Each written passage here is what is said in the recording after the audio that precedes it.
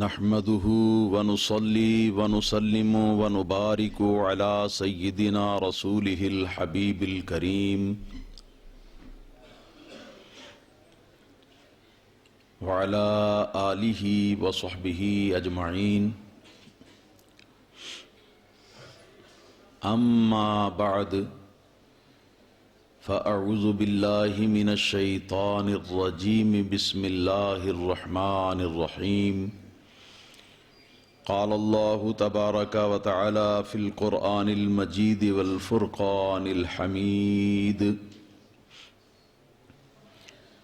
إنما يريد الله ليذهب عنكم الرجس أهل البيت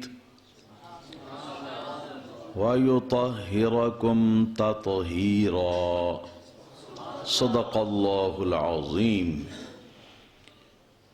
وقال الله تبارك وتعالى في شان حبيبه النبي الكريم صلى الله تعالى عليه وآله وسلم: إن الله وملائكته يصلون على النبي يا أيها الذين آمنوا صلوا عليه وسلموا تسليما.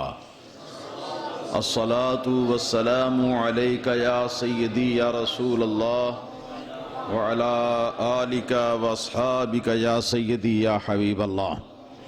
الصلاة والسلام عليك يا سيدي يا رسول الله وعلى آلك وأصحابك يا سيدي يا حبيب الله. اللهم صل على سيدنا محمد وعلى آل سيدنا محمد النبي الأمي وعلى ولده السيد الشيخ عبد القادر الجيلي.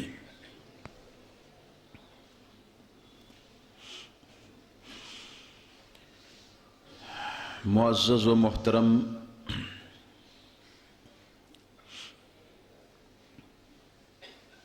حاضرین محفل،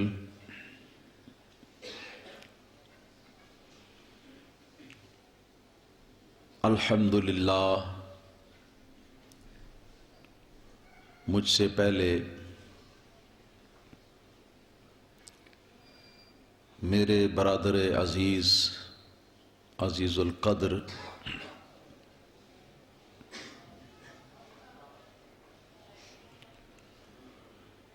حضرت صاحبزادہ پیر مولانا مفتی محمد معروف سبحانی صاحب حافظہ اللہ تعالی وزاد اللہ تعالی فی مجدہ وفی دینہ و دنیا،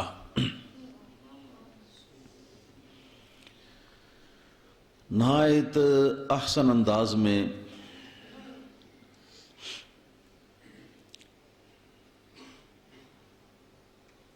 اہل بیت نبوی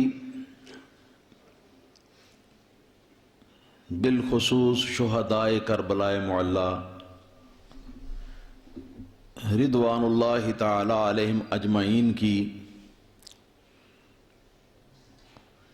بارگاہ میں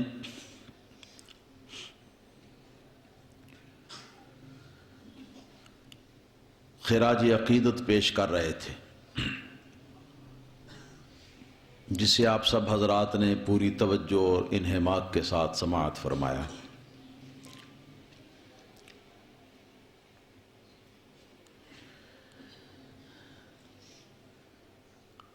اور میرا آج کا موضوع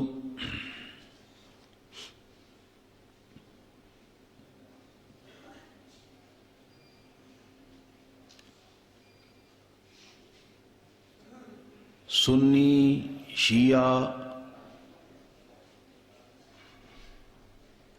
اور اہل بیت نبوی۔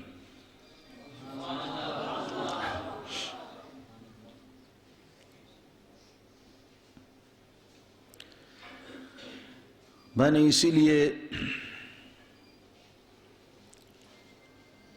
قرآن مجید فرقان حمید میں سے سورۃ الاحزاب کی ایک آیت کریمہ کا کچھ حصہ تلاوت کرنے کا شرف حاصل کیا ہے، جس کا تعلق ڈائریکٹ شان اہل بیت کے ساتھ ہے۔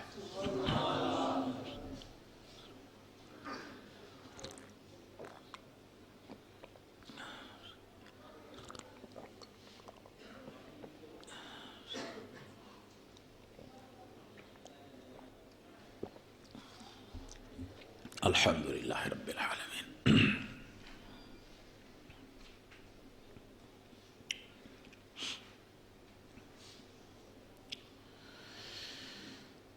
پہلے قرآنی الفاظ کا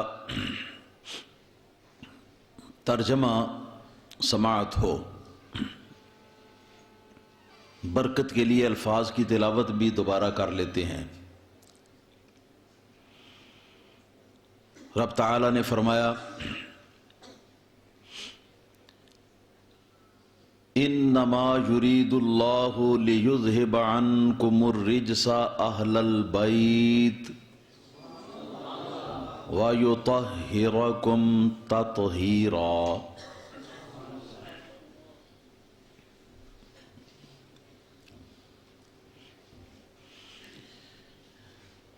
اللہ تعالیٰ تو بس یہی چاہتا ہے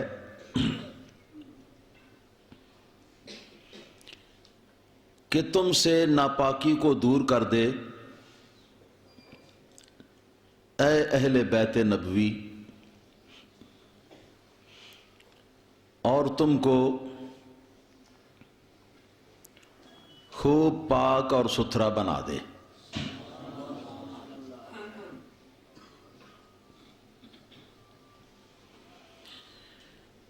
یہ تھا ان الفاظ قرآنی کا ترجمہ۔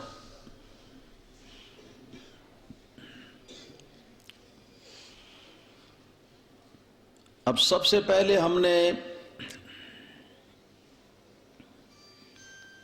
یہ معلوم کرنا ہے کہ اہل بیت کسے کہتے ہیں۔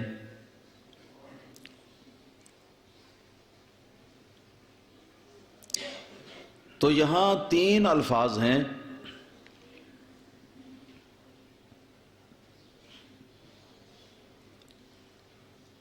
ایک لفظ ہے آل، اور دوسرا لفظ ہے اہل، اور تیسرا لفظ ہے اہل بیت۔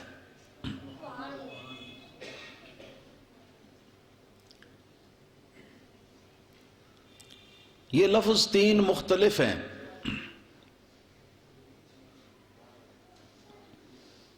لیکن ان کا مفہوم ایک ہے۔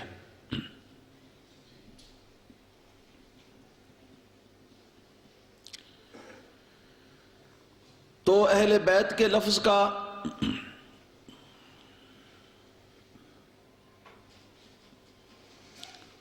ترجمہ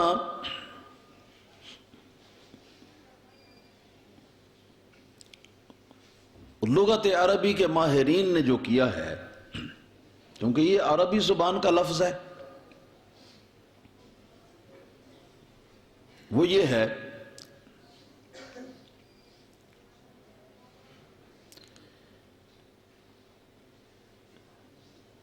کہ آل الرجل و اہل بیتہ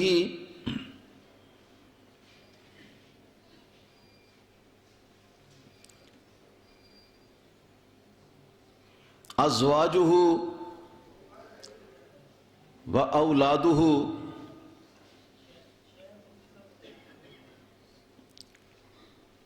و اہل نسبہ۔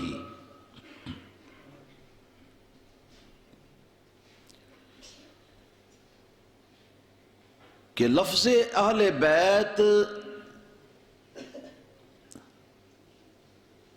ہمیشہ کسی نہ کسی شخص کی طرف منسوب ہو کر مذکور ہوتا ہے، جیسے یہاں قرآن میں اہل بیت سے مراد نبی کریم صلی اللہ علیہ وسلم کے اہل بیت ہیں، حضور کی طرف لفظ اہل بیت یہاں منسوب ہے۔ تو فرماتے ہیں کہ یہ لفظ اہل بیت جس شخص کی طرف منسوب ہو، اس لفظ سے مراد اس کی بیویاں لی جاتی ہیں، اس کی اولاد لی جاتی ہے، اور اس کے اہل نسب، اہل خاندان جو ہیں وہ لیے جاتے ہیں۔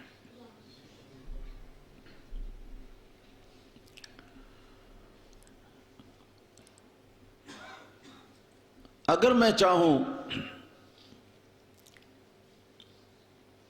تو صرف قرآن مجید کی روشنی میں لفظ اہل بیت کے یہ تینوں معنی میں ثابت کر سکتا ہوں۔ ازواج یعنی بیویاں، اولاد، اور اہل نسب یعنی خاندان کے لوگ۔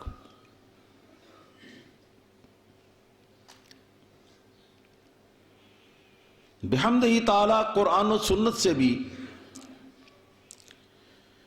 یہی معنی ثابت ہیں جو لغت عربی کی کتب سے ثابت ہیں۔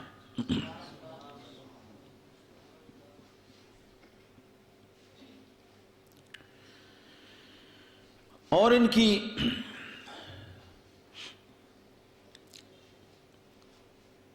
ایک تفسیر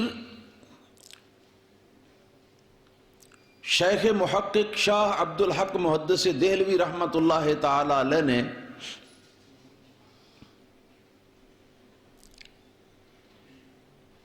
بھی لکھی ہے اپنی کتاب اشعۃ اللمعات فی شرح المشکات میں۔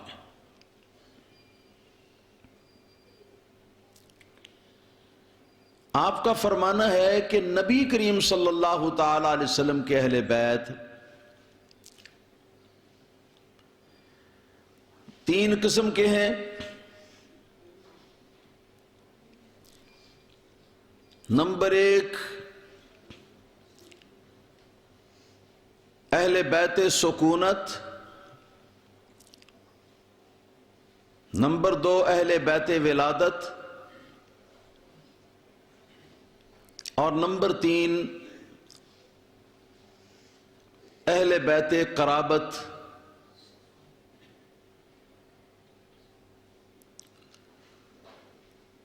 تو اہل بیت سکونت میں سکونت کا لفظ جو ہے وہ پیش نظر رہنا چاہیے۔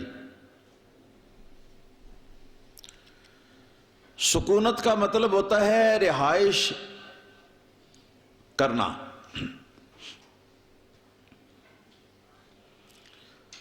تو اہل بیت سکونت سے مراد وہ خوش نصیب خواتین ہیں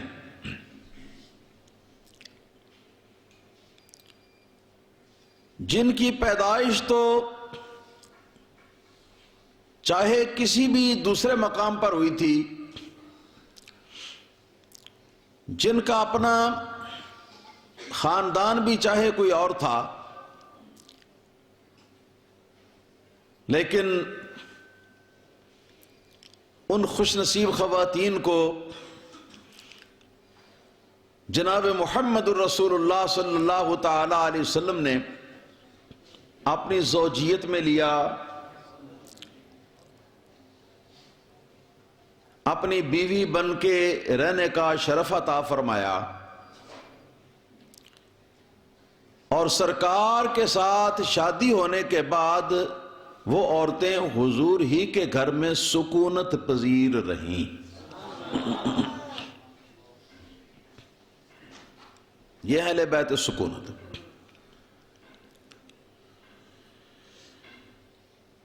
دوسرے نمبر پہ ہیں اہل بیت ولادت۔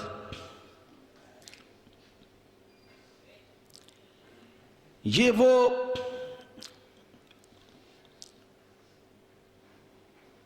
بڑے خوشبخت افراد ہیں کہ جن افراد نے جنم نبی کریم صلی اللہ تعالی علیہ وسلم کے گھر میں پایا۔ اس سے مراد نبی کریم صلی اللہ تعالی علیہ وسلم کی تمام اولاد پاک ہے۔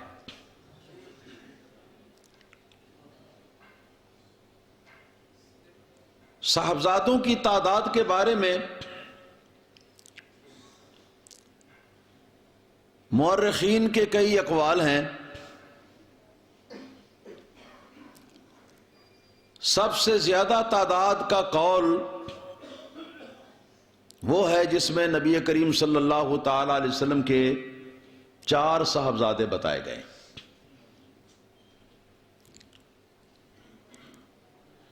اور سب سے کم تعداد کا قول وہ ہے جس میں نبی کریم صلی اللہ تعالی علیہ وسلم کے 2 صاحبزادے بتائے گئے ہیں۔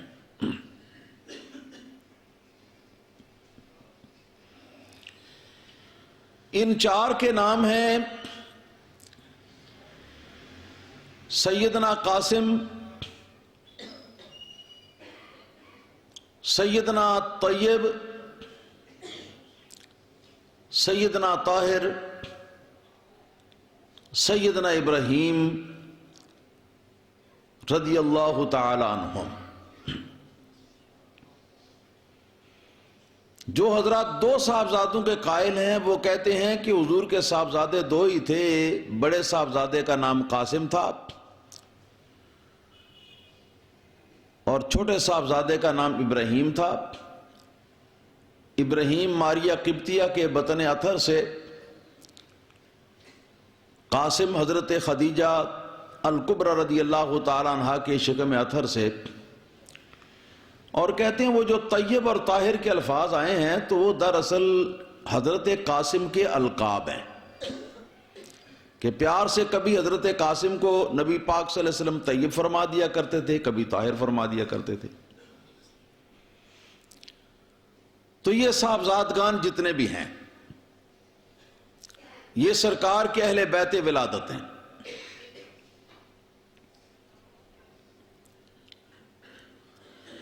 اور صاحبزادیاں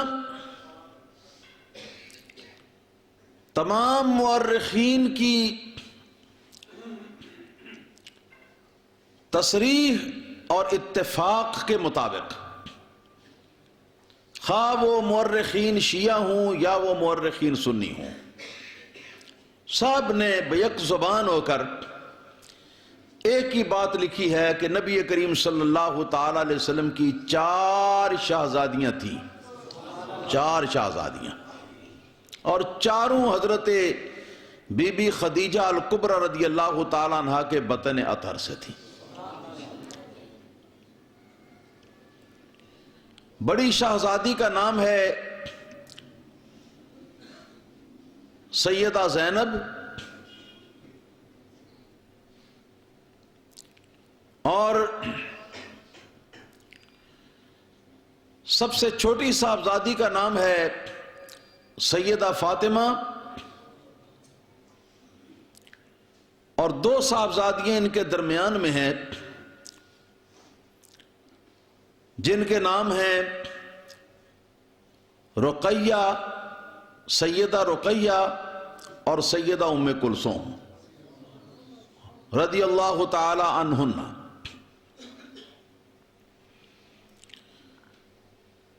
حضرت زینب رضی اللہ تعالی عنہا کا نکاح ابو العاص بن ربیع کے ساتھ ہوا تھا۔ صرف ایک صاحبزادی پیدا ہوئی تھی جن کا نام تھا سیدہ امامہ، سیدہ امامہ۔ جب حضرت فاطمہ زہرا رضی اللہ تعالی عنہا کی وفات ہوئی تو حضرت فاطمہ زہرا کی وصیت کے مطابق مولا علی رضی اللہ تعالی عنہ نے حضرت فاطمہ کی بڑی ہمشیرہ حضرت زینب کی بیٹی امامہ کے ساتھ شادی کی تھی، اور اس نکاح کی برکت سے حضرت علی مرتضیٰ رضی اللہ تعالیٰ عنہ کے ایک صاحبزادے پیدا ہوئے تھے جن کا نام تھا محمد الاوسط، محمد الاوسط، جو کہ میدان کربلا میں حضرت امام حسین رضی اللہ تعالیٰ عنہ کے ساتھ ہی شہید ہوئے تھے۔ اور صحیح بخاری کتاب الصلاۃ کے اندر ایک حدیث آئی ہے انہی حضرت امامہ رضی اللہ تعالی عنہ کے بارے میں کہ نبی کریم صلی اللہ تعالی علیہ وسلم بسا اوقات اپنی نواسی امامہ رضی اللہ تعالی عنہ کو اپنی پشت کے اوپر سوار کیے ہوئے اٹھائے ہوئے آپ نماز پڑھتے تھے، اور تفصیل کے اندر جا کے تو یہ بیان فرمایا گیا کہ سجدے میں جاتے تو حضرت بی بی امامہ رضی اللہ تعالیٰ عنہ سرکار کے مبارک پشت کے اوپر سوار ہو جاتی، اور جب تک وہ نہ اترتی اس وقت تک نبی کریم صلی اللہ تعالیٰ علیہ وسلم اپنے سجدے دراز فرما دیتے۔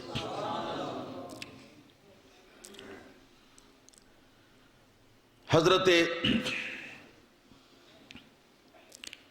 ام کلثوم اور رقیہ رضی اللہ تعالیٰ عنہما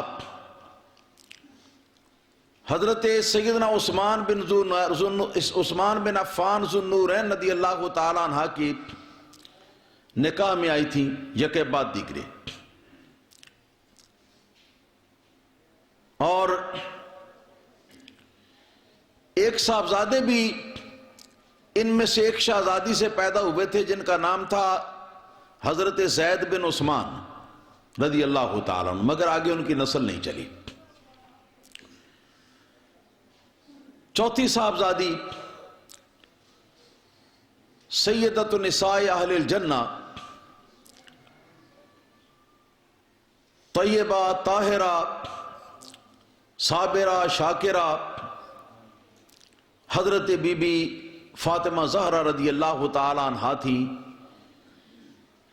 اور چونکہ پہلی تینوں شہزادیاں اپنی جوانی کی عمر میں ہی بہت جلد انتقال کر گئی تھی،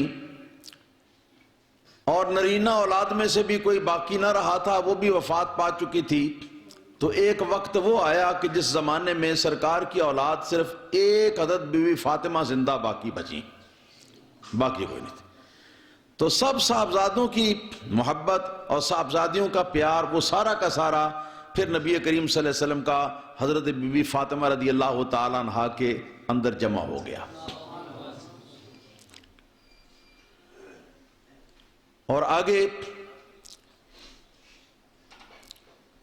ان کا نکاح مولا کائنات سیدنا علی شیر خدا رضی اللہ تعالیٰ عنہ سے ہوا،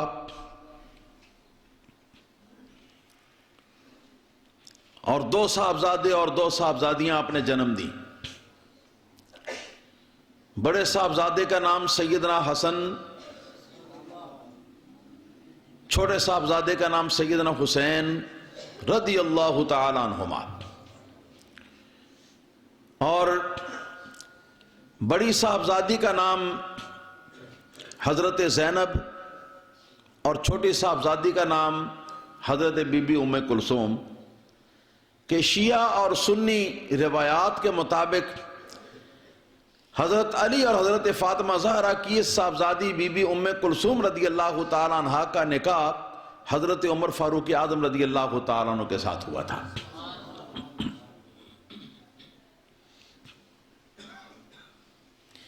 اس سے یہ پتہ چلتا ہے کہ صحابہ کرام کا اور اہل بیت کرام کا آپس میں پیار بھی کتنا تھا۔ نبی کریم صلی اللہ علیہ وسلم نے یہ بھی ارشاد فرمایا ہے کہ سب لوگوں کی نسل مرد سے چلتی ہے۔ کس سے؟ مرد سے، مگر میری نسل جو ہے محمد رسول اللہ صلی اللہ علیہ وسلم کی، سرکار نے ارشاد فرمایا کہ یہ میری بیٹی فاطمہ کے ذریعے سے یہ چلے گی، اور سرکار نے اسی وجہ سے بی بی فاطمہ زہرا رضی اللہ تعالیٰ عنہا کی جو اولاد ہے ان کو اپنے بیٹے بھی قرار دیا ہے، آگے ان کی اولاد قیامت تک۔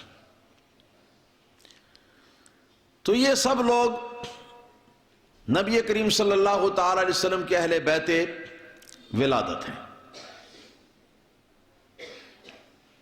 جتنے آگے قیامت تک پیدا ہوں گے وہ بھی۔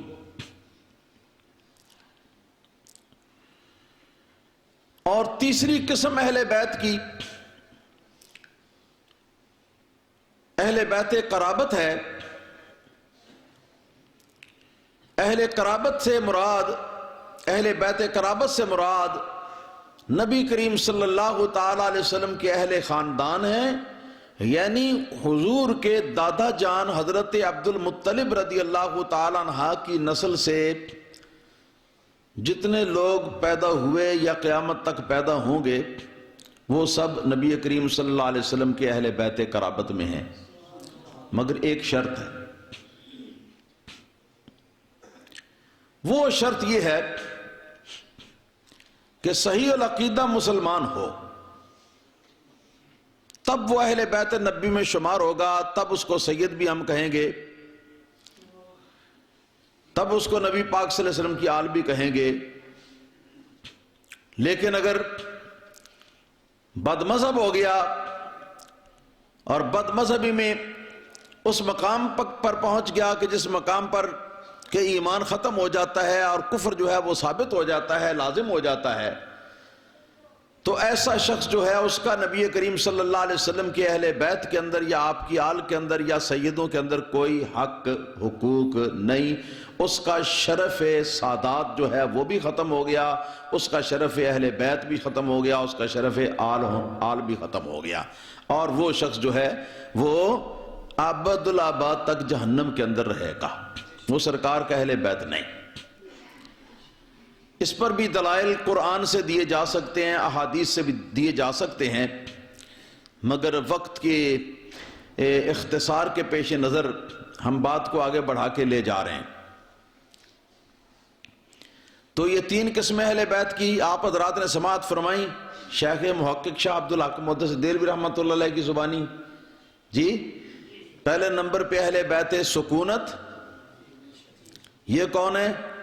ازواج مطہرات، نبی کریم صلی اللہ علیہ وسلم کی پاک بیویاں جتنی بھی ہیں۔ دوسرے نمبر پہ اہل بیت ولادت، نبی پاک صلی اللہ علیہ وسلم کی اولاد جتنی بھی ہے،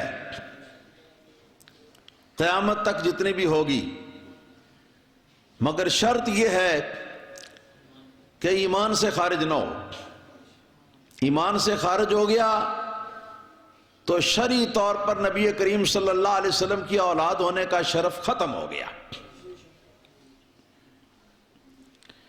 اور تیسرے نمبر پہ اہل بیت قرابت، جس سے مراد نبی کریم صلی اللہ علیہ وسلم کے خاندان کے افراد، یعنی حضور کے دادا عبد المطلب رضی اللہ تعالی عنہ کی جتنے بھی مسلمان اولاد ہوئی ہے یا ہوگی۔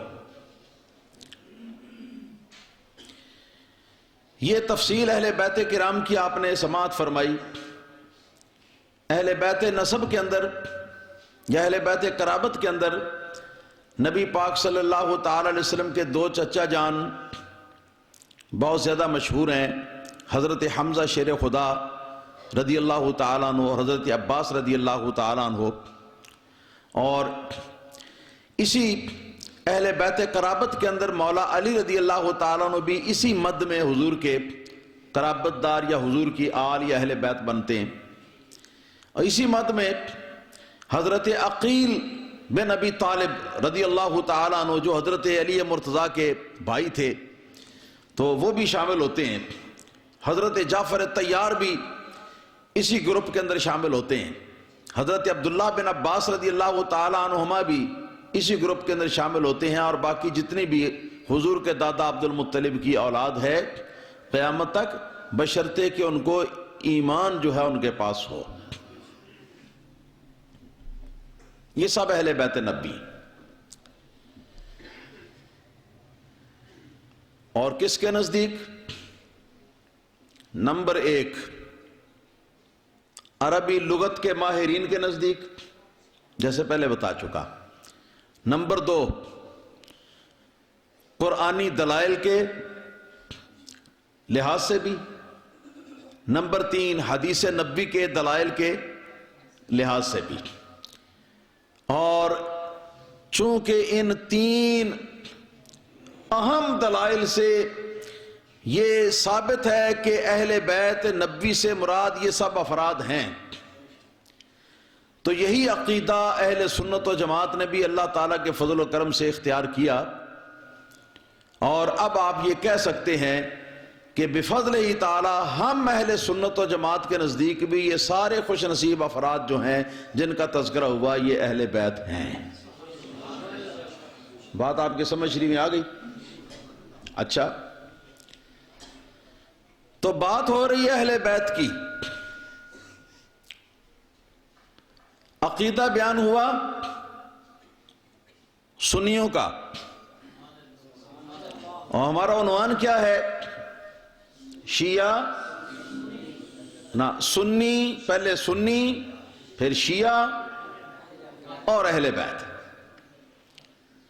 تو اہل سنت کے نزدیک اہل بیت مصطفیٰ رضی اللہ تعالی عنہم اجمعین کون کون ہیں اور کتنے افراد ہیں، ان کا تفصیل کے ساتھ آپ نے بیان سنا۔ اور اب سنیے شیعہ حضرات کے نزدیک اہل بیت نبوی کون ہیں۔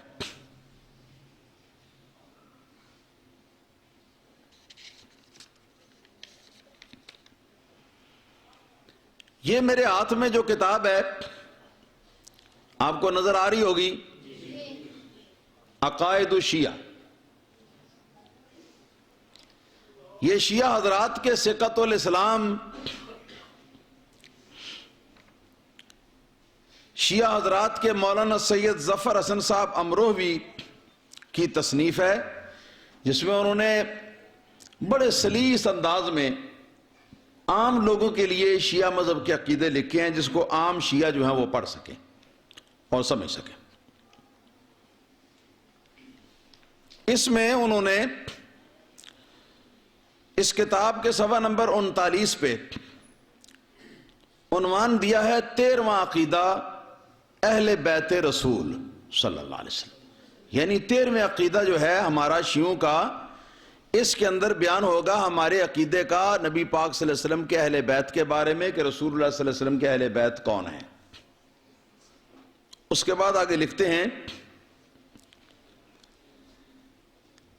ہمارا عقیدہ ہے، کس کا؟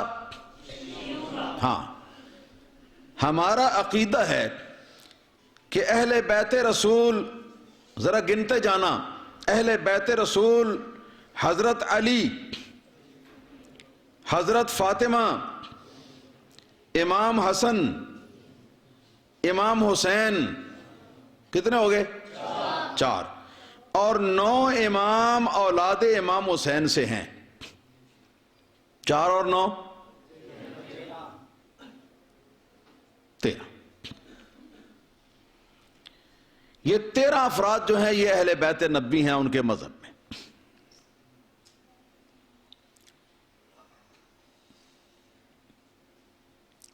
نمبر 1 حضرت بی بی فاطمہ زہرا رضی اللہ تعالیٰ عنہ، اور اس کے بعد اگلے نمبر سارے جو ہیں ان میں آپ کہہ دو کہ 12 امام، تو یہ کل 13 افراد ہو گئے۔ یہ 12 امام ان کے جو ہیں ان کے نام ہیں نمبر 1 علی، نمبر 2 حسن، نمبر 3 حسین، نمبر 4 زین العابدین، نمبر 5 امام محمد باقر،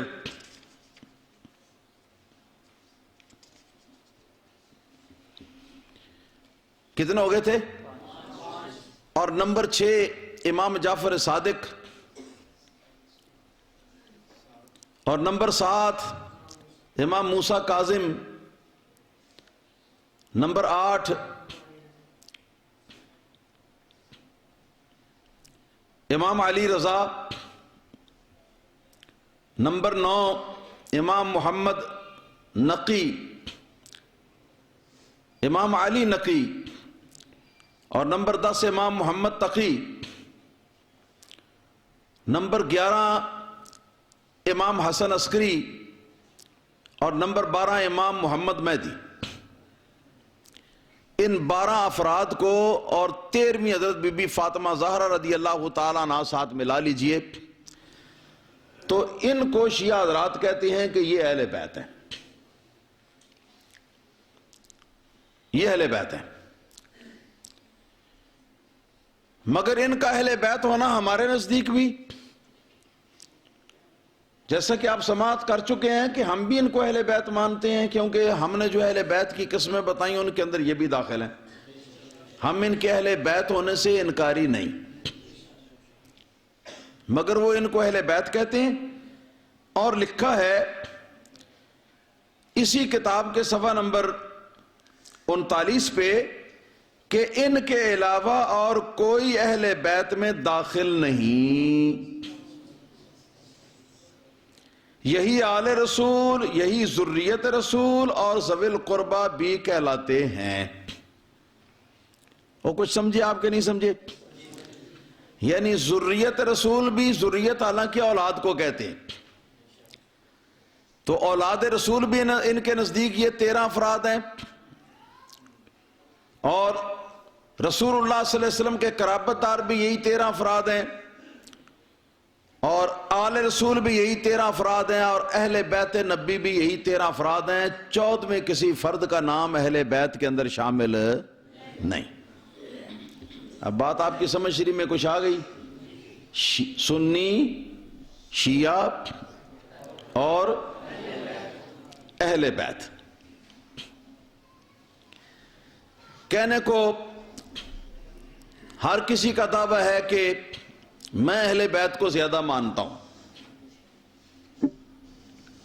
لیکن آپ حضرات کو پتہ چل چکا کہ 13 افراد کے سوا کوئی بھی اہل بیت رسول میں داخل نہیں، کوئی بھی آل رسول میں داخل نہیں. یہ شیعہ کا عقیدہ ہے. لہذا بتاؤ سرکار کے چاروں صاحبزادے جو ہیں وہ ان کے مذہب میں اہل بیت ہیں کہ نہیں؟ نہیں ہیں. سرکار کی 4 صاحبزادیوں میں سے 3 صاحبزادیاں اہل بیت ہیں کہ نہیں؟ نہیں ہیں. صرف ایک کو لے لیا.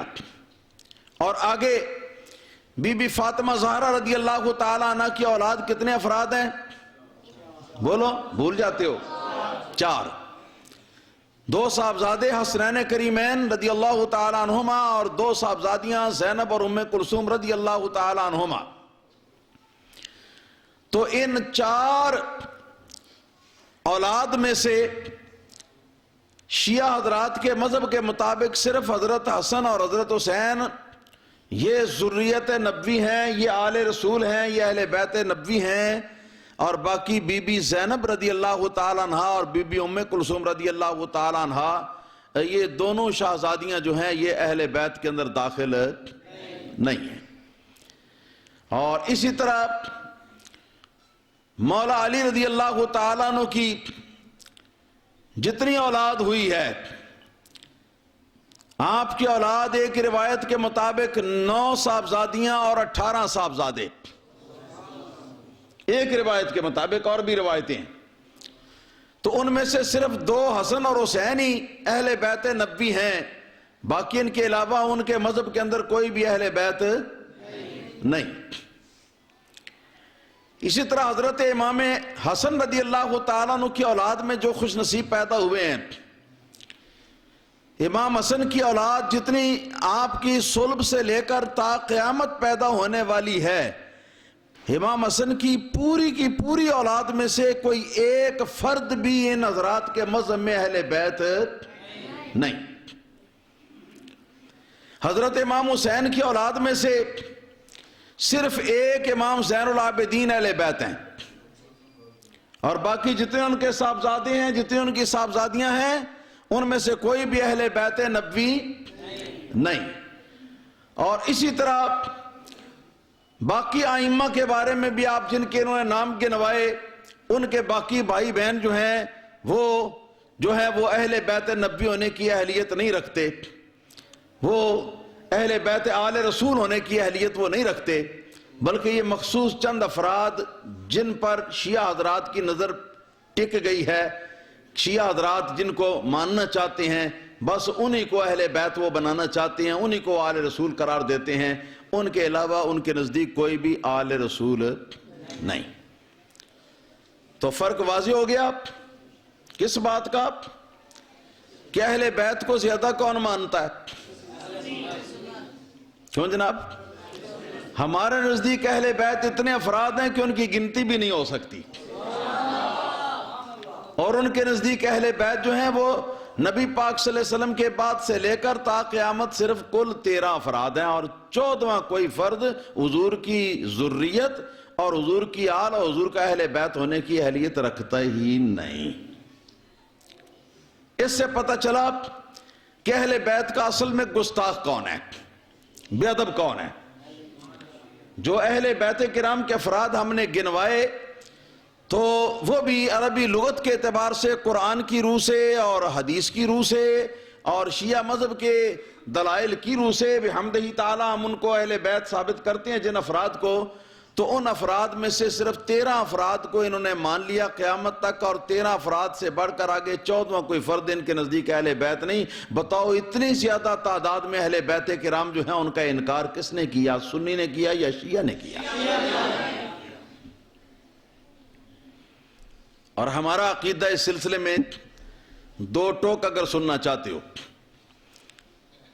تو اعلیٰ حضرت فاضل بریلوی رحمۃ اللہ تعالی علیہ کی زبانی آپ حضرات کو سن لینا چاہیے۔ عرض کرتے ہیں سرکار کی بارگاہ میں، یا رسول اللہ صلی اللہ تعالی علیہ وسلم، تیری نسل پاک میں ہے بچہ بچہ نور کا۔ آپ بھی شامل ہو جائیے میرے ساتھ، جھوم جھوم کے نبی پاک صلی اللہ علیہ وسلم کے اہل بیت کی شان پڑھ لیجئے۔ تیری نسل پاک میں ہے بچہ بچہ نور کا، تو ہے عین نور تیرا سب گھرانہ نور کا، تو ہے عین نور تیرا سب گھرانہ، سب گھرانہ، کوئی ایک فرد جو اس میں سے خارج نہیں، ماں سوا اس کے کہ جس کو نبی کریم صلی اللہ علیہ وسلم پر ایمان لانے کا جس کو شرف حاصل نہیں ہے اس کو چھوڑ دو، باقی سارے قیامت تک نبی کریم صلی اللہ علیہ وسلم کی اہل بیت ہیں اور نبی کریم صلی اللہ علیہ وسلم کی۔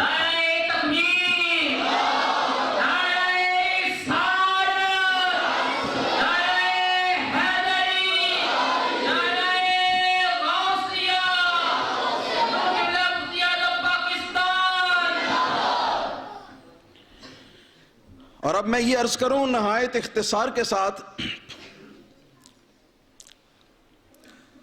کہ اہل بیت نبوی کا نہ صرف انہوں نے انکار کیا اکثریت کا، بلکہ ان کی شان کے اندر توہینیں بھی کی ہیں، بے ادبیاں بھی کی ہیں۔ چنانچہ اس وقت میرے ہاتھ میں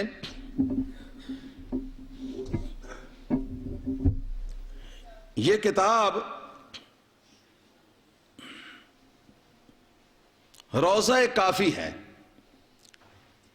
مصنف اس کے شیعہ حضرات کے ثقۃ الاسلام ابو جعفر محمد بن یعقوب بن اسحاق کلینی رازی ہیں۔ یہ شیعہ مذہب کی جو 4 بنیادی کتابیں ہیں نا، جیسے کہ ہمارے یہاں حدیث پاک کی 6 مشہور کتابیں ہیں، ان کے یہاں حدیث کی 4 کتابیں مشہور، زیادہ اور زیادہ معتبر مستند سمجھی گئی ہیں۔ ان میں پہلے نمبر کی یہ کتاب ہے الکافی، پہلے نمبر کی کتاب، کوئی معمولی کتاب بھی نہیں۔ اس میں لکھا ہے ان نسیلۃ کانت امۃ لام الزبیر ولابی طالب وعبد اللہ فاخذها عبد المطلب فاولدها فلانا۔ حاشیے میں لکھا ہے فاولدها فلانا یعنی العباس، سب کو رضی اللہ تعالی عنہم۔ صفحہ نمبر 260 ہے، شیعہ حضرات کی مستند ترین کتاب ہے۔ اس میں لکھا ہوا ہے کہ نسیلہ کنیز تھی، خادمہ تھی حضرت زبیر کی والدہ کی، اور حضرت عبداللہ جو نبی پاک صلی اللہ علیہ وسلم کے جو والد گرامی تھے ان کی بھی یہ کنیز تھیں، اور ان کے بھائی ابو طالب کی بھی یہ کنیز تھیں۔ تو ان لوگوں کی مشترکہ کنیز کو پکڑا حضرت عبد المطلب نے، نعوذ باللہ، ثم نعوذ باللہ. کس نے پکڑا؟ کون؟ عبد المطلب، نبی پاک صلی اللہ علیہ وسلم کے دادا جان. انہوں نے پکڑا اور پکڑ کے تو اس کے ساتھ زنا کیا، نعوذ باللہ ثم نعوذ باللہ. اور اس زنا کے نتیجے میں حضور کے چچا عباس پیدا ہوئے، نعوذ باللہ ثم نعوذ باللہ. اس میں دو بہت بڑی گستاخیاں اہل بیت کی. نمبر ایک تو نبی پاک صلی اللہ علیہ وسلم کے دادا جان حضرت عبد المطلب کو زناکار قرار دیا، اور دوسرے نمبر پہ نبی پاک صلی اللہ تعالی علیہ وسلم کے چچا حضرت عباس رضی اللہ تعالیٰ عنہ کو انہوں نے ولد الزنا یعنی زنا کی اولاد قرار دیا. العیاذ باللہ ثم العیاذ باللہ ثم العیاذ باللہ. حالانکہ یہ حضرت عباس رضی اللہ تعالیٰ عنہ نبی کریم صلی اللہ تعالیٰ علیہ وسلم کے حقیقی چچا جان ہیں، اور نبی پاک صلی اللہ علیہ وسلم کے اہل بیت کے اندر شامل ہیں. دلائل النبوہ بہقی کی مستند حدیث کے اندر ہے کہ ایک مرتبہ نبی پاک صلی اللہ علیہ وسلم نے حضرت عباس کو دیکھا تو پاس بلا لیا اور کہا کہ اپنے بال بچوں کو بھی لے کر آؤ. تو وہ لے کر جب آئے، نبی کریم صلی اللہ علیہ وسلم نے ان سب کو اپنے کمبل کے اندر لے لیا، کمبل کے اندر لپیٹ لیا، اور اس کے بعد اپنے دونوں ہاتھ مبارک پھیلا دیے. نبی کریم صلی اللہ تعالی علیہ وسلم نے دعا کے لیے اور دعا کی کہ اللہم ہؤلاء اہل بیتی فاذہب عنہم الرجس وطہرہم تطہیرا. اے اللہ، یہ میرے اہل بیت ہیں، ان سے ناپاکی کو دور کر دے اور ان کو خوب پاک اور صاف اور ستھرا بنا دے. فَأَمَّنَتْ أُسْقُفَّةُ الْبَابِ ثَلَاثًا.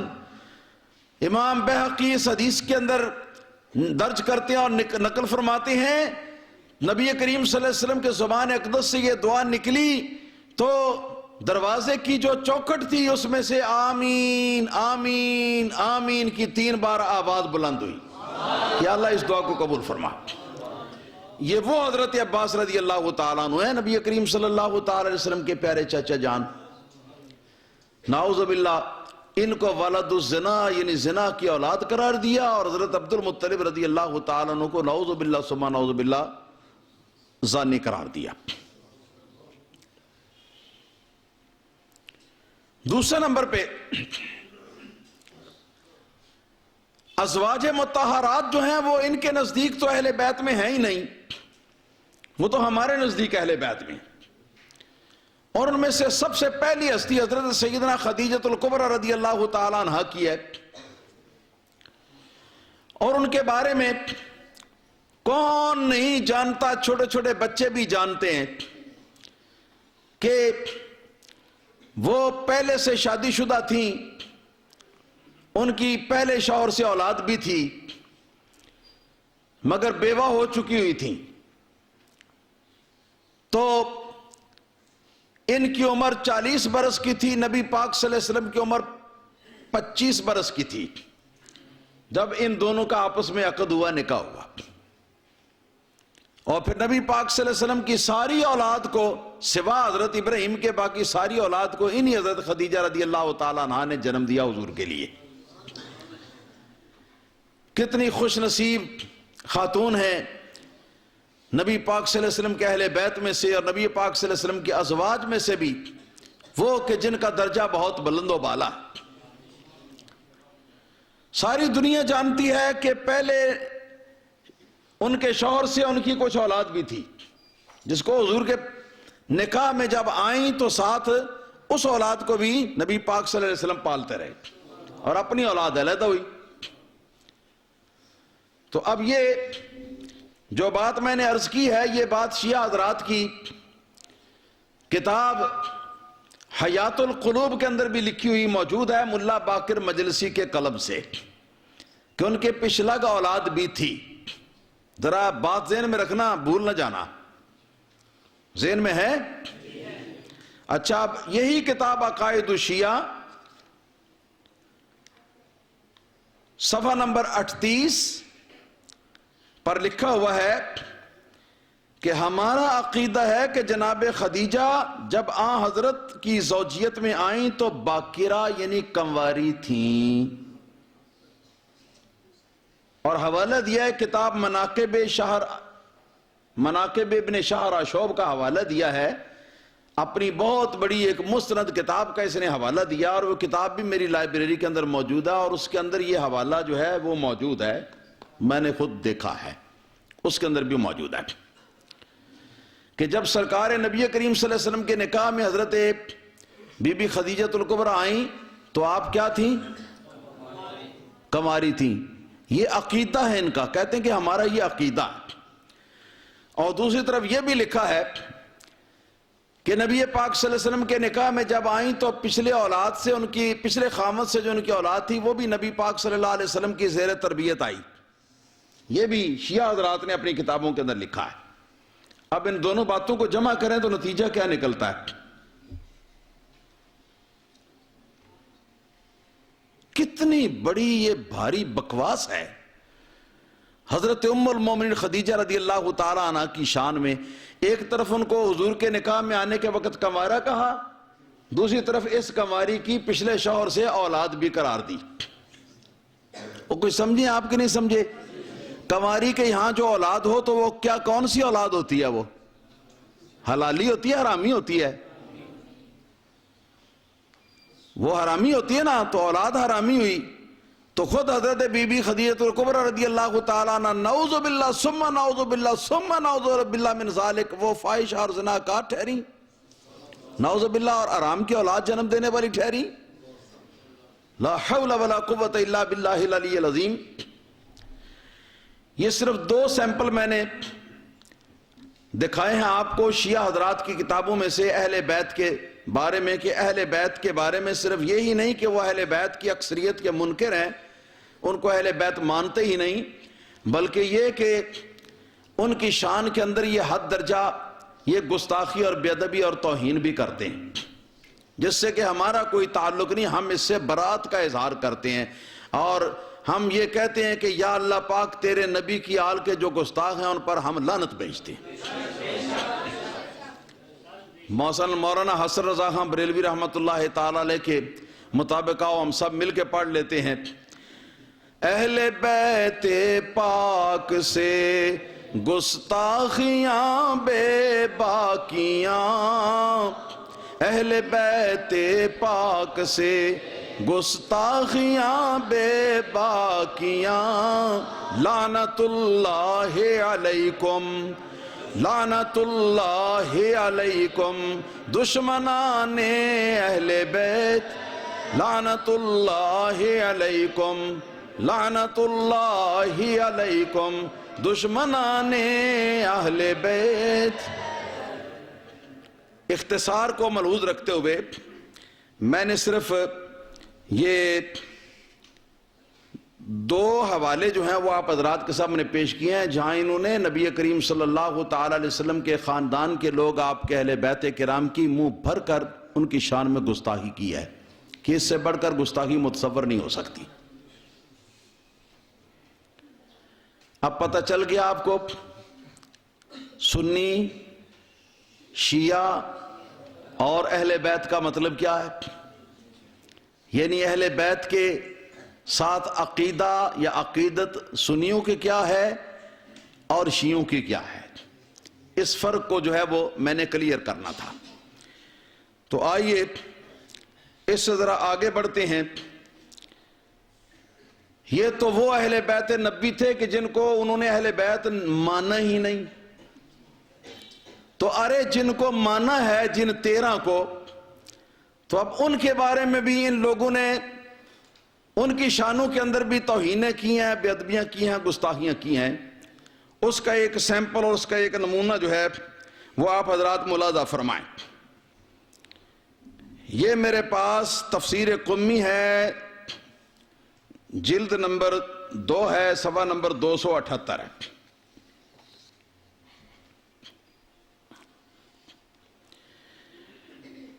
سورہ شورى ہے، رب تعالیٰ فرماتا ہے تَرَى الظَّالِمِينَ لَمَّا رَأَوُا الْعَذَابَ يَقُولُونَ هَلْ إِلَى مَرَدٍ مِّن سَبِيلٍ۔ قیامت کے دن کے بارے میں اللہ پاک نے فرمایا تَرَى الظَّالِمِينَ، اے مخاطب تو دیکھے گا ظلم کرنے والوں کو، لَمَّا رَأَوُا الْعَذَابَ، جس وقت وہ عذاب الہی کو دیکھیں گے قیامت کے دن اپنی آنکھوں سے، یقولون هل الی مرد من سبیل، تو وہ کہیں گے کہ یہاں سے دنیا میں پھر واپسی کا کوئی راستہ مل جائے، جا کے توبہ طائب ہو جائیں، جا کے ہم نیک کام کر لیں، وغیرہ وغیرہ وغیرہ وغیرہ۔ یہ آیت کریمہ ہے جس کا سیاق و سباق میں نے آپ کے سامنے کلیئر کر دیا کہ ظالم لوگ میدان قیامت میں جب اللہ تعالیٰ کے عذاب کو دیکھیں گے تو وہ کہیں گے کہ کیا اس میدان قیامت سے واپس دنیا کی طرف جانے کا کوئی راستہ مل سکتا ہے کہ وہاں جا کے تو ہم اپنے حالات کی اصلاح کر لیں، اپنے اعمال کی، اپنے عقائد کی۔ تو یہاں لکھا ہے وَعَلِيٌّ عَلَيْهِ السَّلَامُ هُوَ الْعَذَابُ فِي هَذَا الْوَجْهِ۔ ان حضرات کی تفسیر قمی جلد نمبر 2، اور ان کی قدیم ترین تفسیر ہے، مستند ترین تفسیر ہے، معتبر ترین تفسیر ہے، ایران کی چھپی ہوئی ہے، میری لائبریری کے اندر موجود ہے، جلد 2 ہے، صفحہ نمبر 278 ہے۔ لکھا ہے علامہ قمی نے کہ وَعَلِيٌّ هُوَ الْعَذَابُ فِي هَذَا الْوَجْهِ، لکھا ہے کہ اس آیت کریمہ میں اللہ پاک نے جو کہا ہے نا، جب وہ عذاب کو دیکھیں گے تو یہ عذاب حضرت امیر المومنین علی ہیں۔ دوسرے لفظوں میں کہہ سکتے ہیں کہ ان کے کہنے کا مقصد یہ ہے کہ مولا علی عذاب الہی، تو مولا علی رضی اللہ تعالیٰ عنہ کو عذاب الہی کہنے والا شخص جو ہے، آپ بتائیں کہ وہ مولا علی کی بے ادبی کر رہا ہے یا نہیں کر رہا، گستاخی کر رہا ہے یا نہیں کر رہا؟ ارے وہ پہلے تو وہ اہل بیت تھے جن کو انہوں نے اہل بیت مانا ہی نہ تھا، مگر علی تو وہ ہیں کہ جن کو انہوں نے اہل بیت مانا ہے، اور مان کر پھر ان کی کیا قدر کی ہے۔ دوسرا مقام سورہ نمل، اللہ تعالیٰ فرماتا ہے وَإِذَا وَقَعَ الْقَوْلُ عَلَيْهِمْ، جب ہماری بات ان پر سچ ثابت ہو جائے گی۔ یہ قرب قیامت کی نشانیوں میں سے ایک نشانی کا اللہ پاک ذکر کر رہا ہے۔ اخرجنا لہم دابۃ من الارض، ہم ان کے لیے زمین میں سے ایک چوپایا نکالیں گے۔ ایک چوپایا، 4 پاؤں والے کو دوبایا دابا کہتی، دابا۔ ایک چوپایا نکالیں گے، ایک جانور نکالیں گے زمین میں سے، تکلمہم، جو ان لوگوں کے ساتھ باتیں کرے گا۔ تو یہ آیت کریمہ ہے، اس کے اندر یہ بیان ہے کہ دابۃ الارض ایک جانور ہوگا، قرب قیامت میں اللہ پاک اس کو نکالے گا، اور وہ ساری دنیا کے اندر وہ گھومے پھرے گا، اور اس کے کچھ خاص صفات ہوں گی، کچھ خاص کام ہوں گے، جس کی تفصیل جو ہے وہ کتب شریعت کے اندر موجود ہے۔ تو یہ جانور جو قیامت کے نزدیک اللہ تعالیٰ کی قدرت سے نکلے گا، تو یہاں لکھا ہوا ہے کہ یہ جانور جو ہے یہ بھی المراد امیر المومنین علی علیہ السلام، اس جانور سے مراد بھی امیر المومنین علی رضی اللہ تعالیٰ عنہ ہے۔ نعوذ باللہ ثم نعوذ باللہ ثم نعوذ باللہ ثم نعوذ باللہ۔ تو پہلے حوالے کے اقتباس سے یہ پتہ چلا کہ مولا علی کو عذاب الہی کہہ رہے ہیں، اور مولا علی وہ ہیں کہ جن کو انہوں نے اہل بیت مانا ہے، باقیوں تو کو مانا ہی نہیں نا، جن کو مانا ہے ان کا کیا حشر کیا ہے۔ اور دوسرے اقتباس سے یہ پتہ چلا کہ مولا علی رضی اللہ تعالیٰ عنہ کو وہ جانور بنا رہے ہیں، وہ جانور، وہ 4 پاؤں والا جانور جو قیامت کے نزدیک زمین میں سے وہ نکلے گا اللہ تعالیٰ کی قدرت سے۔ اور تیسرے نمبر پہ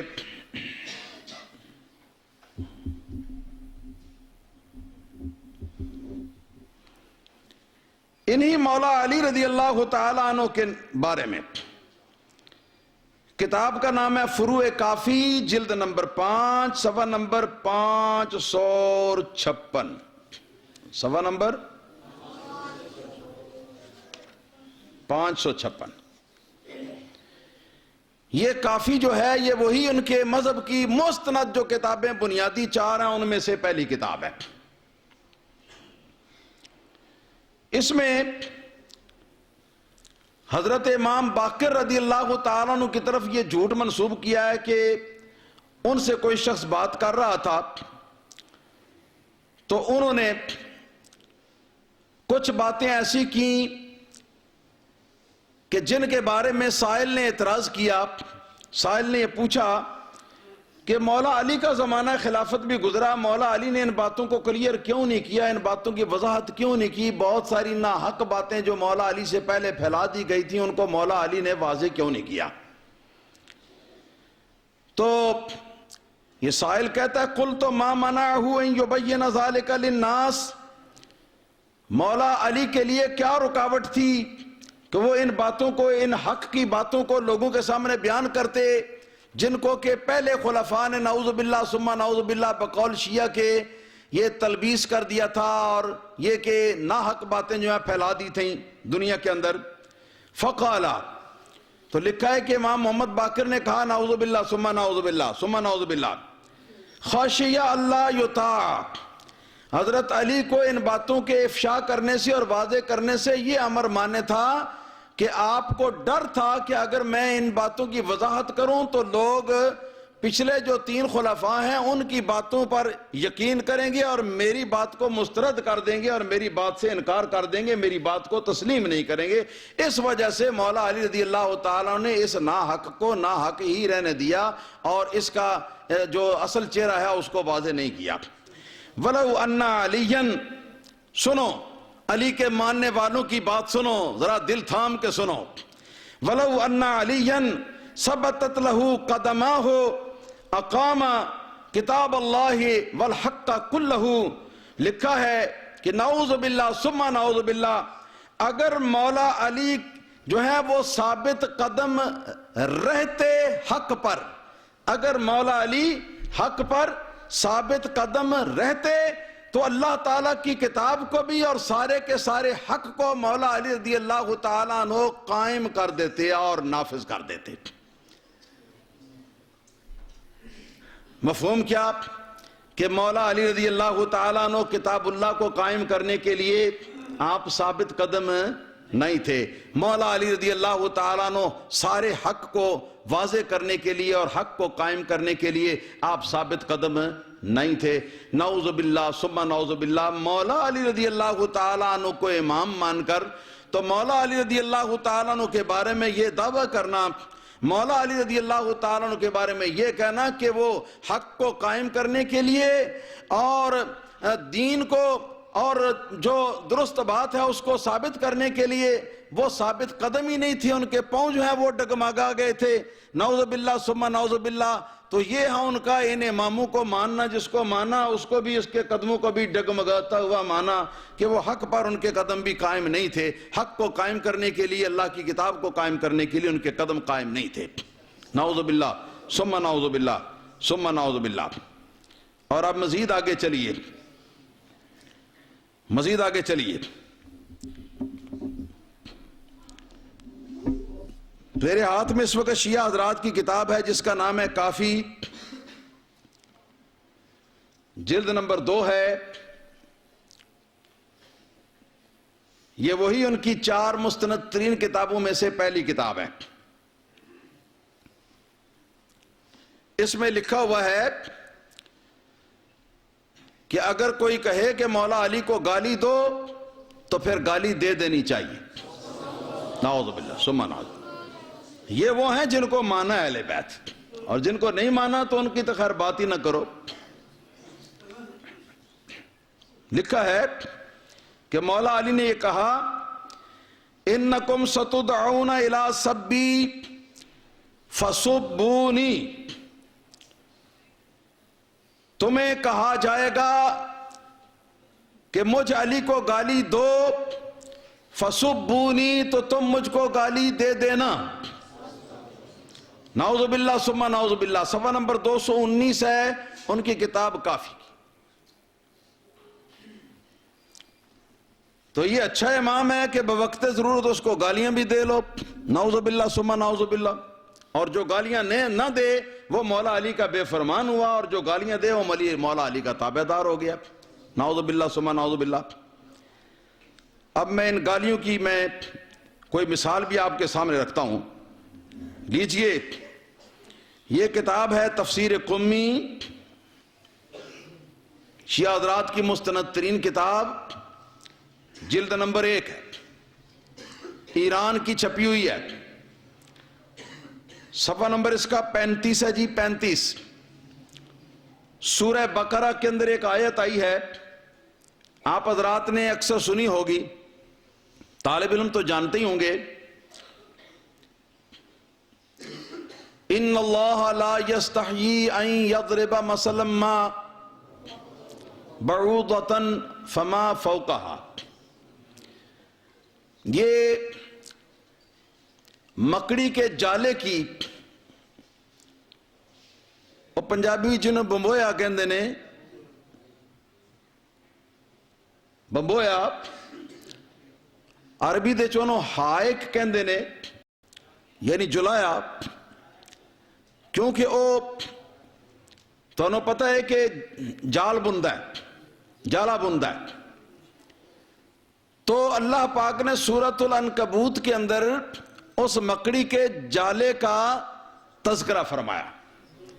یہودیوں نے کیا اس پر اعتراض کہ دیکھو جی، اس کلام کے جھوٹا ہونے کی یہی دلیل ہے کہ اس کے اندر جناب وہ مکڑی کے جالے کی تمثیل جو ہے، مثال بیان کی ہے، حالانکہ اللہ تعالیٰ تو احکم الحاکمین ہے، تو وہ اتنی حقیر یا اتنی معمولی شے جو ہے اس کی مثال وہ کیوں کر دے سکتا ہے؟ یہ یہودی نے اعتراض کیا، حالانکہ اعتراض ایسے ہی ہے جس طرح آٹا گند دیا النی کیوں ہوئے ہیں جی۔ یہ تو یہودی بھی مانتے ہیں نا کہ بمبوئے کو یا مکڑی کو پیدا اللہ ہی نے کیا ہے، تو جو اللہ پیدا کر سکتا ہے تو اپنی مخلوق کی مثال نہیں بیان کر سکتا؟ تو رب تعالیٰ نے ارشاد فرمایا ان کے جواب میں، ان اللہ لا یستحیی ان یضرب مثلا ما، بے شک اللہ تعالیٰ اس بات سے نہیں شرماتا کہ وہ کوئی بھی مثال بیان کرے، بعوضۃ، وہ مثال مچھر کی ہو، وہ مثال مچھر کی ہو، فما فوقہا، یا جو چیز مچھر سے ذرا بڑی، یعنی مکڑی ہو، بمبویا، مچھر نہ اور ذرا کو بڑا ہوتا ہے۔ ان چیزوں کی مثال بیان کرنے سے اللہ تعالیٰ کو کوئی شرم مانے نہیں ہے، کوئی حیا مانے نہیں ہے، نہ ہی کوئی وجہ ہے حیا کی۔ تو اس آیت کریمہ کی تفسیر میں علامہ قمی شیعہ مذہب کا سب سے پہلا مفسر ہے، قدیم ترین مفسر، وہ لکھتا ہے کہ فالبعوضۃ امیر المومنین علیہ السلام، کہ اس آیت میں اللہ پاک نے جس مچھر کا نام لیا ہے وہ مچھر امیر المومنین علی علیہ السلام ہے، وَفَمَا فَوْقَهَا هُوَ رسول اللہ صلی اللہ علیہ وآلہ وسلم، اور جو چیز مچھر سے ذرا بڑی ہو سکتی ہے، یعنی بمبوئے کے برابر یا مکڑی کے برابر، تو وہ رسول اللہ صلی اللہ تعالی علیہ وسلم ہے۔ نعوذ باللہ ثم نعوذ باللہ ثم نعوذ باللہ۔ حق نہ حق ہر طرح قرآنی آیات اور ان کے الفاظ کو کھینچ کھینچ کے تو اہل بیت کے اوپر فٹ کرنے کی کوشش کرنا، ایسے بے ربط و ضبط اور بے حد و شمار اس طرح کے ذوق کا انجام یہی ہوگا کہ ایک موقع آنا تھا کہ جس موقع پر مچھر مولا علی کو وہ قرار انہوں نے دینا تھا اور نبی کریم صلی اللہ علیہ وسلم کو مکڑی قرار دینا تھا۔ نعوذ باللہ ثم نعوذ باللہ۔ اب ایمان سے بتاؤ کہ مولا علی کو مچھر کہا، نبی پاک صلی اللہ علیہ وسلم کو مکڑی کہا، بولو، اپنے دل کی آواز نکالو اور بتاؤ کہ یہ گستاخی ہے کہ نہیں، گالی ہے کہ نہیں مولا علی کی شان میں اور نبی پاک صلی اللہ علیہ وسلم کی شان میں؟ تو وہ جو میں نے ابھی بھی آپ کو دکھایا تھا، یہ کافی میں سے نکال کے کہ اما السب فسبونی، مجھے گالی دینے کے لیے کوئی کہے تو مجھے گالی دے دو، ان کے نزدیک مولا علی کو گالی دینا بوقت ضرورت یا جب کوئی مطالبہ کرے مولا علی کو گالی دینا یہ مولا علی کے حکم کی تعمیل ہے، اگر نہ کرے تو گناہ گار ہوگا۔ نعوذ باللہ ثم نعوذ باللہ ثم نعوذ باللہ۔ تو یہاں بتایا تھا کہ مولا علی کو گالی دے سکتے ہو، لیکن اب جو حوالہ دیا اس کے اندر وہ گالی جو ہے آپ نے اپنے کانوں سے خود سن لی کہ مولا علی کو کہہ رہے ہیں مچھر، اور رسول اللہ صلی اللہ علیہ وسلم کو کیا کہہ رہے ہیں؟ اس سے بڑی چیز مکڑی یعنی بمبو ہے۔ فلا حول ولا قوت الا باللہ العلی العظیم۔ یہ ہے وہ ہستی کہ جن ہستی کو انہوں نے اہل بیت مانا ہے، تو جنہوں نے مانا ہی نہیں ان کا تو پھر حساب و شمار ہی کوئی نہیں، اور جن کو مانا ہے تو ان کو پھر کیا مانا ہے؟ ان کو پھر اس طرح مانا ہے۔ تو بتانا یہ ہے کہ شیعہ حضرات کے عقیدے اہل بیت کے بارے میں نعوذ باللہ ثم نعوذ باللہ نہایت گستاخانہ ہیں۔ اب سمجھئیے آپ کو اس عنوان کی سنی، شیعہ اور اہل بیت۔ لو جناب، اب میں آخری حوالہ پیش کر کے اپنے گفتگو کو ختم کرنا چاہوں گا۔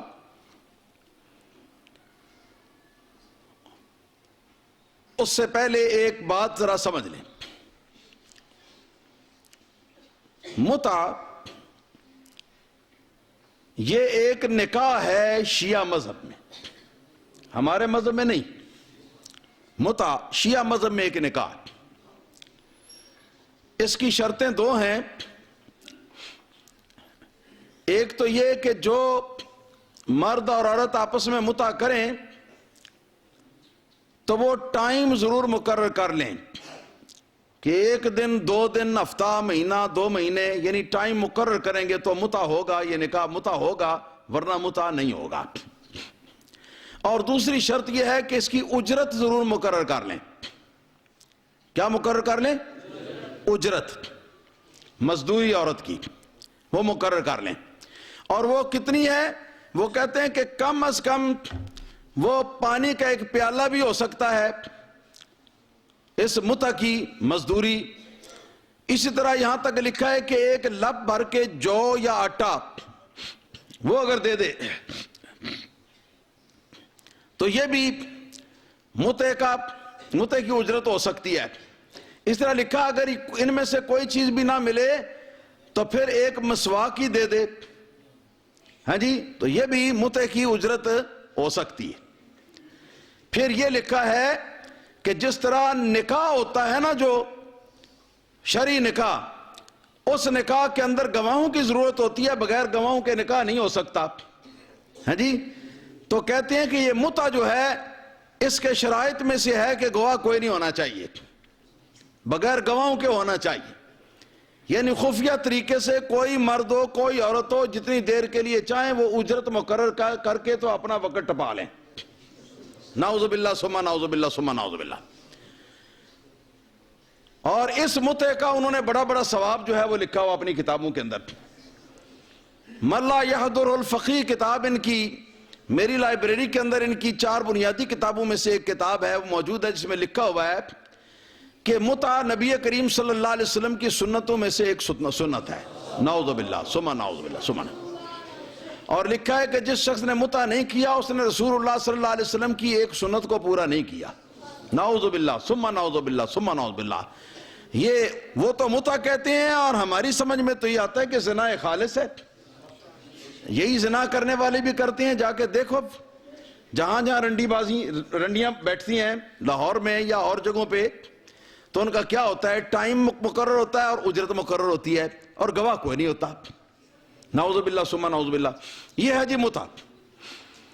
اب ذرا سینے پر دل ہاتھ رکھ کے متع کا ثواب ملاحظہ فرمائیں، اور یہ ذرا اندازہ فرمائیں کہ مولا علی کا ان کے نزدیک کیا مرتبہ ہے، نبی پاک صلی اللہ علیہ وسلم کا کیا مرتبہ ہے، حضرت امام حسن کا کیا مرتبہ ہے، حضرت امام حسین کا کیا مرتبہ ہے۔ یہ کتاب میرے ہاتھ میں تفسیر منہج الصادقین، تفسیر منہج الصادقین، شیعہ حضرات کی یہ تصنیف ہے، اور ایران کی چھپی ہوئی میرے پاس موجود ہے۔ ان کے علامہ فتح اللہ کاشانی کی تصنیف ہے، جلد اس کی 2 ہے، صفحہ نمبر اس کا 493 ہے۔ لکھا ہے کہ نعوذ باللہ ثم نعوذ باللہ، نبی پاک صلی اللہ علیہ وسلم نے فرمایا نعوذ باللہ ثم نعوذ باللہ، فرمایا کہ من تمتع مرتن کانت درجتہ کدرجت الحسین، نعوذ باللہ ثم نعوذ باللہ، لکھا ہے کہ جس نے ایک مرتبہ متع کیا اس کا درجہ امام حسین کے درجے جیسا، یہ ہے ان کے نزدیک امام حسین کا درجہ، ایک متع کے برابر، نعوذ باللہ ثم نعوذ باللہ ثم نعوذ باللہ، اور متع بھی وہ جو کہ خالص زنا ہے۔ پھر لکھا ہے وَمَن تَمَتَّعَ مَرَّتَيْنِ فَدَرَجَتُهُ كَدَرَجَةِ الْحَسَنِ، اور جس نے 2 بار متع کیا اس کا درجہ حضرت امام حسن رضی اللہ تعالیٰ عنہ کے درجے جیسا۔ وَمَن تَمَتَّعَ 3 مرات كَانَ دَرَجَتُهُ كَدَرَجَةِ عَلِيِّ بْنِ أَبِي طَالِبٍ، اور جس نے 3 مرتبہ متع کیا اس کا درجہ مولا علی بن ابی طالب کے برابر۔ بات سمجھ رہے ہیں آپ؟ مولا علی جن کو اہل بیت مانا تو اہل بیت مان کر بھی 3 متوں کے برابر ان کا درجہ سمجھا ہے۔ نعوذ باللہ ثم نعوذ باللہ، یہ ہے ان کا ماننا مولا علی کو اور اہل بیت کو، اور جن کو نہیں مانا تو خیر تو کسی حساب شمار میں ہی نہیں۔ وَمَن تَمَتَّعَ 3 مرات كَانَ دَرَجَتُهُ كَدَرَجَةِ عَلِيِّ بْنِ أَبِي طَالِبٍ، جس نے 3 مرتبہ متع کیا اس کا درجہ حضرت علی بن ابی طالب کے درجے کی طرح۔ وَمَن تَمَتَّعَ 4 مرات فَدَرَجَتُهُ كَدَرَجَةِ، نعوذ باللہ نعوذ باللہ ثم نعوذ باللہ، لکھا ہے کہ رسول اللہ صلی اللہ علیہ وسلم فرماتے ہیں کہ جس نے 4 مرتبہ متع کیا اس کا درجہ محمد الرسول اللہ صلی اللہ علیہ وسلم کے درجے جیسا، نعوذ باللہ ثم نعوذ باللہ ثم نعوذ باللہ۔ اللہ پاک رحم فرمائے اور اپنا کرم فرمائے۔ سنی، شیعہ اور اہل بیت، اس موضوع کے بارے میں نے کچھ ابتدائی گزارشات جو آپ حضرات کی خدمت میں گزارش کی ہیں۔ ابھی یہ بہت کچھ ہے اس میں باقی کہ امام حسن کے ساتھ انہوں نے کیا کیا، امام حسین کے ساتھ کیا کیا، جس کو امام مہدی کہتے ہیں اس کے ساتھ انہوں نے کیا کیا، اور جن کو انہوں نے امام مانا ہے ان کے ساتھ انہوں نے کیا کیا، اور ان کے ساتھ ان کی بے ادبیاں کیا ہیں، وہ ساری تو کسی دوسرے موقع کی طالب ہیں، انشاءاللہ تعالیٰ کبھی موقع ملا تو ضرور عرض کریں گے۔ تو آخر میں یہی عرض کرنا چاہوں گا، کیا ہو مولانا حسن رضا خان فاضل بریلوی رحمت اللہ تعالیٰ علیہ کی زبانی آپ بھی میرے ساتھ مل کر آپ پڑھ لیں۔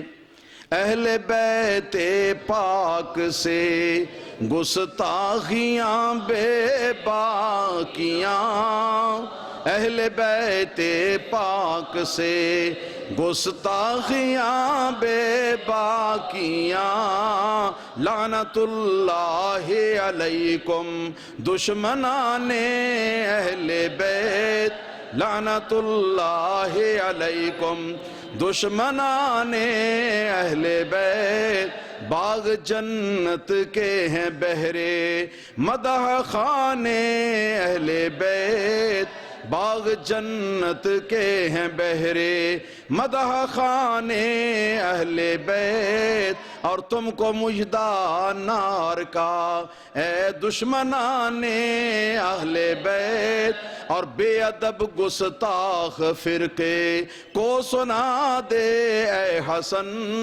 بے ادب گستاخ فرقے کو سنا دے اے حسن، یوں کہا کرتے ہیں سنی داستان اہل بیت، یوں کہا کرتے ہیں سنی داستان اہل بیت۔ آج کے اس عظیم الشان جلسے کا پیغام جو کہ شہداء کربلا اور اہل بیت کرام رضوان اللہ تعالی علیہم اجمعین کی یاد میں منایا گیا ہے، یہ ہے کہ سنیوں ہوش کرو اور دشمن اور دوست کو پہچانو۔ یہ نہیں کہ آج کل بڑے بڑے پیر کہلانے والے، بڑے بڑے مولوی کہلانے والے شیعہ سنی بھائی بھائی کا نعرہ لگاتے، مولوی اور پیر کہلانے والے پھر کہتے ہیں ہمارے سے بڑا سنی بھی کوئی نہیں۔ حیا آنی چاہیے ان کو یہ بات کہتے ہوئے، لیکن ان کو تو حیا نہیں آئے گی، اس لیے کہ وہ تو کھانے پینے پر لگ گئے ہوئے ہیں، ان کو پیسے ملتے ہیں اس لیے وہ ایسی باتیں کرتے ہیں، لیکن آپ لوگ جو اہل سنت و جماعت ہو اپنے دین ایمان کی حفاظت کرو اور اپنے دوست اور دشمن کو پہچانو۔ شیعہ حضرات کے ساتھ بھی کسی قسم کی مدارات اور کسی قسم کا مذہبی تعلق جو ہے وہ آپ حضرات کو ہرگز نہیں رکھنا چاہیے، اور جو سنی کہلانے والا مولوی یا پیر شیعہ حضرات کے بارے میں نرم گوشہ رکھتا ہو اس کا بھی بائیکاٹ کرنا چاہیے۔ ہاتھ اٹھاؤ جو کرنا چاہیں گے۔ جزاکم اللہ تعالی احسن الجزا۔ اگر آپ نے یہ کر لیا تو سمجھیں کہ آج کے دن کے پیغام پر عمل ہو گیا۔ وآخر دعوانا الحمدللہ رب العالمین۔